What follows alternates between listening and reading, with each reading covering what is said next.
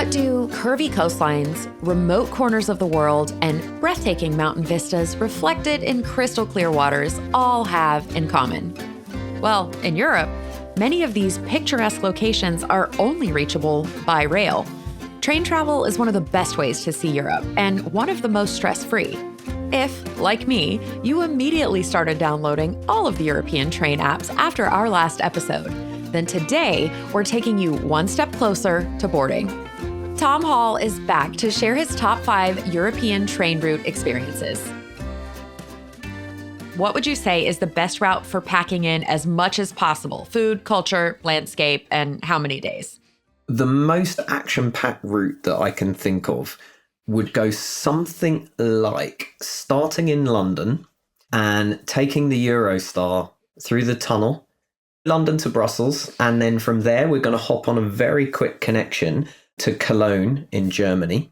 From Cologne, we are going to pick up the railway which goes down the Rhine, which in itself is a stunning rail journey, though it's also really nice to get off the train and just visit a few of these small towns that you pass through.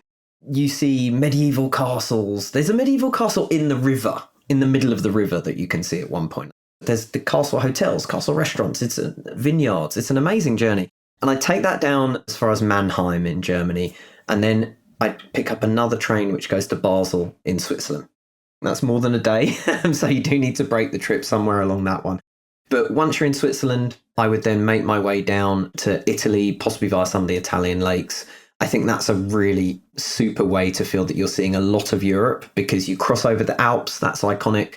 You will have scenic journeys in themselves. You'll pass through quite a few different feeling language zones. So you go into a German-speaking language zone, Swiss German, and you'll move into the Italian-speaking zone. You move into Italy itself, and then you can go down to Rome. I'd like to think about reversing and then going back up the other side of Italy, out into Austria via the Brenner Pass, which is another beautiful journey, and then maybe finishing in Vienna.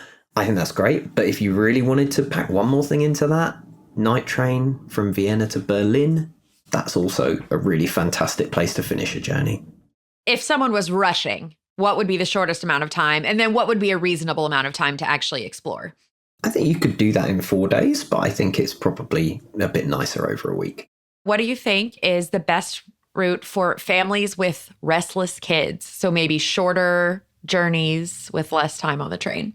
So the good news for anyone who's traveling with kids is that quite a few high-speed railways in particular are really quite family friendly, and some even have like play carriages on them.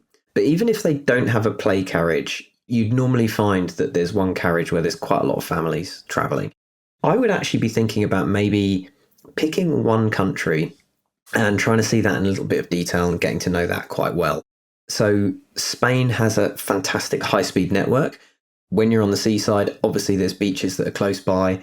Fantastic family-friendly culture.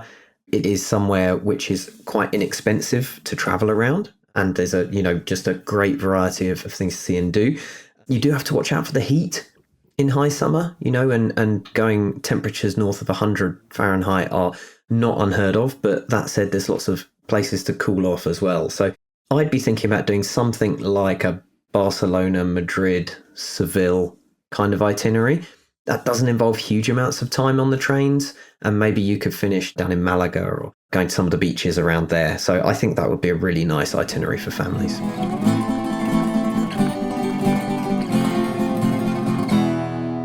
For our listeners who are foodies and wine connoisseurs, do you have a suggestion for a route that they would just love?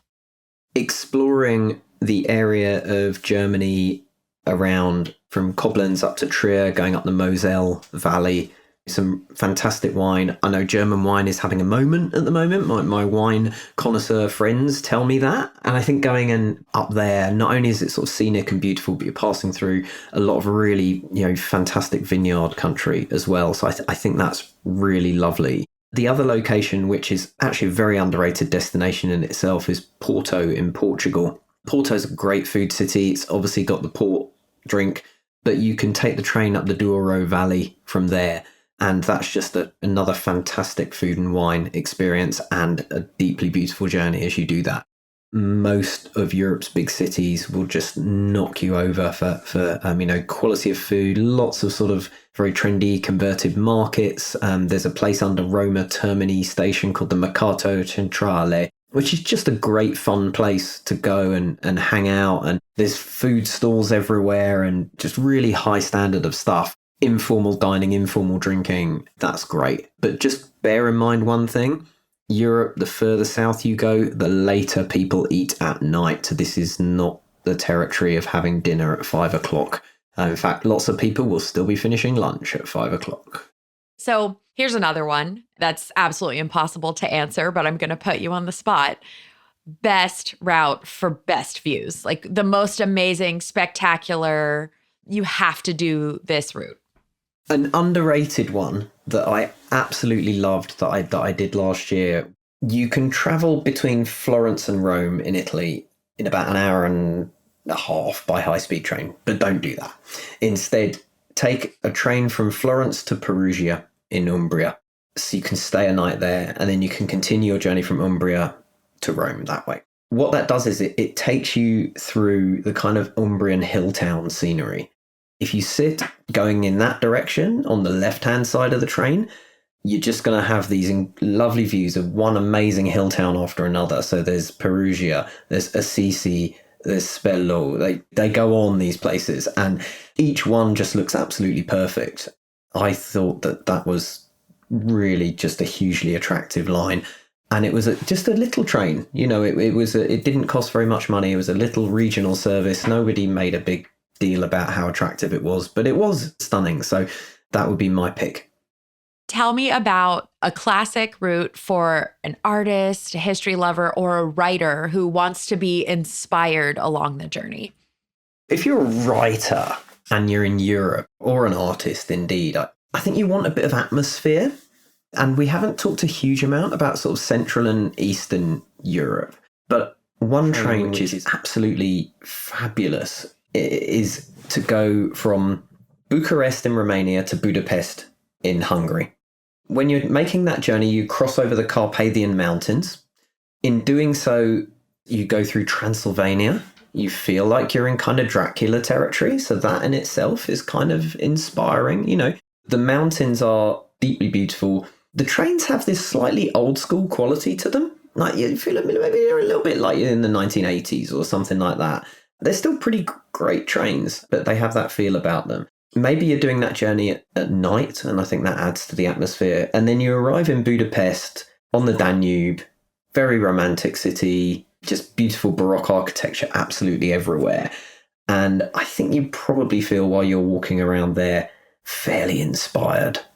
I'd hope, anyway. So yeah, that would be my one. The Ista night train from Bucharest to Budapest. How long does that take? It's quite a long one, actually. It's an 11-hour journey. That would be fun to read about Dracula while you were on the train and you're just cruising through the mountains of Transylvania. Tom Hall, thank you for joining us, and thank you, our listeners, for being with us. If you're planning a trip, be sure to connect with a AAA travel advisor. Check out AAA.com/travel or visit your local branch. This podcast is a production of Auto Club Enterprises. If you enjoyed it, please subscribe and leave us a review. I'm Angie Orth. Thank you for traveling with AAA.